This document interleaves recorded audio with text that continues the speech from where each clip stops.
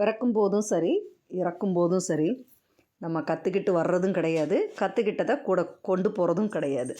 அதனால் நான் இது தையல் பழகிறவங்களுக்காக இந்த வீடியோ போடுறேன். ஒரு நாளைக்கு ஒரு ஜாக்கெட்டு தைச்சி முடிச்சிட்டோம் அப்படிங்கிறது இது முக்கியம் இல்லை.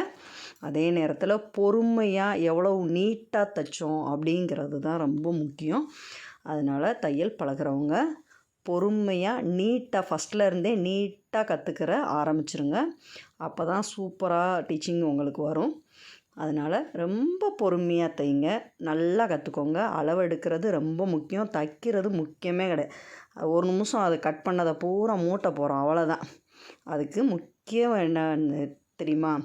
கட் பண்ணுறது தான் மெயின் பாயிண்ட்டே. அளவெடுக்கிறதும் அதே அளவில் கட் பண்ணுறதும். அதுக்கப்புறம் நம்ம தைக்கிறது என்ன அளவு கூட எடுத்துருக்கோமோ அந்த அளவில் தைக்க போகிறோம். இந்த 3 பாயிண்ட்டு நீங்கள் மனசில் வச்சுக்கிட்டு நீங்கள் தையல் பழகிறவங்களா இருந்தால் இந்த வீடியோ உங்களுக்கு யூஸ்ஃபுல்லாக இருக்கும்னு